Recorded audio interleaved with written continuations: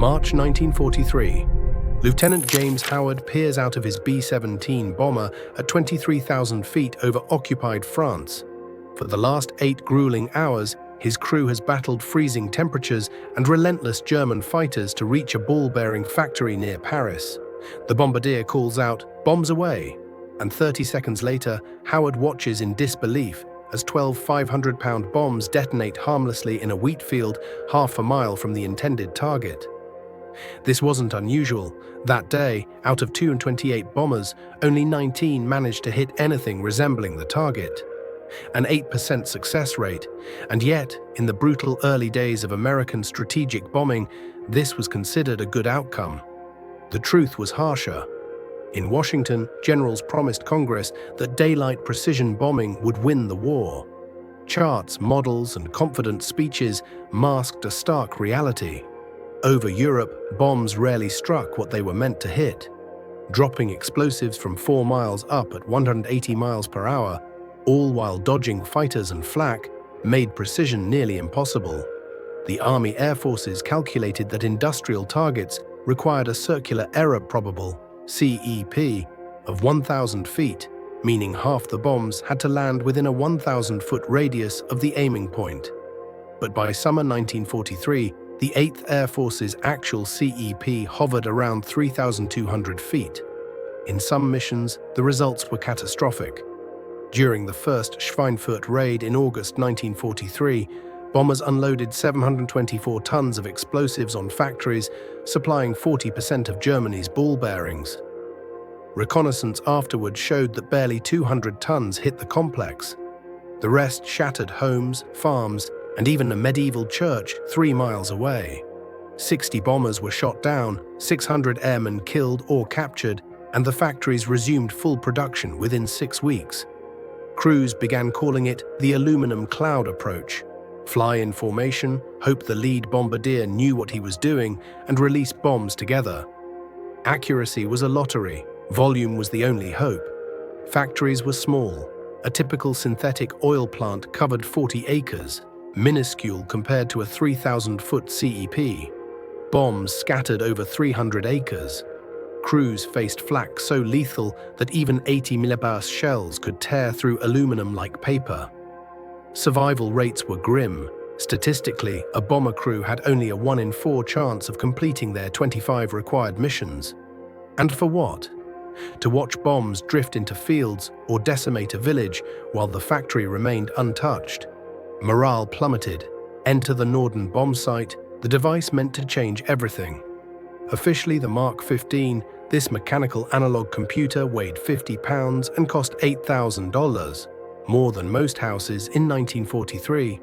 The Army spent $1.5 billion developing it, nearly rivaling the entire Manhattan Project. Designed by Swiss engineer Karl Norden, the device allowed a bombardier in the nose to track the target, while the sight automatically calculated drift, altitude, airspeed, and trajectory. Wired into the autopilot, it could even steer the aircraft slightly to compensate for wind. In theory, precision from 20,000 feet was possible. Bombs could hit a pickle barrel from miles above. The military guarded the Norden obsessively. Bombardiers swore oaths, armed guards transported the device, and if an aircraft went down, they were ordered to destroy it with thermite grenades. Ironically, the Germans already had the plans. Spy Hermann Lang stole them in 1938. German engineers glanced at them, shrugged, and continued developing their own Lot-Fern-Rohr bomb sight. Why? Because combat conditions over Europe rendered theoretical precision useless. Smokescreens, flak, and evasive maneuvers made perfect bombing nearly impossible. The Norden required level, straight runs for minutes, but German flak and fighters made that suicidal. By 1943, Germany's anti-aircraft network was the deadliest ever assembled. Guns like the infamous 88 fired 20-pound shells to 32,000 feet at 15-20 rounds per minute, often set with time delay fuses. Thousands of shells would blanket the sky, shredding bombers in mid-air. Survivors described the sound as being trapped inside a thunderous metal drum. Higher altitude seemed the solution. By mid-1943, bombers climbed to 25,000 and 30,000 feet, above most flak and fighter reach. The catch? The air was frigid, engines struggled, oxygen was thin, and wind speeds soared up to 120 mph. The Norden's promise of precision evaporated. Bombs drifted miles off target, visibility was unreliable, and temperature inversions warped sightlines. Then came a breakthrough, by accident. During the second Schweinfurt raid in October 1943, navigator Captain Robert Williams miscalculated a wind correction. His group approached from the wrong angle. Instead of panicking, he instructed Bombardier Lieutenant Charles Murphy to aim deliberately off target, allowing the crosswind to carry bombs into the factory. The results were extraordinary. 42% of bombs struck within the target area, a revolutionary leap from the typical 8 to 12%. The principle was simple but counterintuitive. Weaponize the wind. Approach at an angle, aim at a reference point crosswind from the target, and let nature guide the bombs. Navigators refined this using double drift methods, measuring wind en route, achieving incredible accuracy. Testing showed CEP dropping from 3,200 to 1,100 feet, near the original 1,000-foot requirement. For 1943, it was a game-changer. Training programs emerged. Veteran crews taught new crews. English weather was brutal, but if they could master offset bombing under these conditions, German skies would be manageable.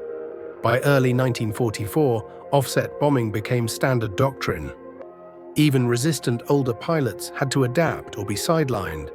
Wind tables, pre-calculated headings, and careful coordination between navigator, bombardier, and pilot transformed bombing accuracy. The first decisive test came on D-Day. Allied bombers faced 49 fortified German batteries along Normandy's coast. Utah Beach bombardments, using 45 degrees offset angles and precise wind calculations, neutralized 89% of fortifications before troops landed. Omaha Beach, where release points were delayed for safety, achieved only 31% destruction. Offset bombing had proven its worth, the difference between disaster and victory. By summer 1944, offset techniques were standard across all major missions: French rail yards, V-1 launch sites, German oil production. RAF Bomber Command even adopted similar strategies. Strategic surveys later showed that tonnage dropped on Germany increased 340%, with accuracy improving 190%.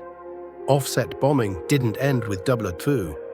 Nuclear strike planning in the 1950s incorporated it, as did the B-52 in Vietnam, despite fierce monsoon winds. GPS and laser-guided bombs later seemed to render it obsolete, but electronic warfare revived the method. Modern stealth bombers and drones still rely on offset principles when GPS is denied, proving the method's enduring brilliance. Robert Williams and Charles Murphy's accidental discovery over Schweinfurt reshaped aerial warfare. A simple mistake, a correction for wind, transformed bombing from random destruction to precise science. Even today, whether with satellites or manually, every precision strike owes something to that confused October morning in 1943, when the wind became a weapon.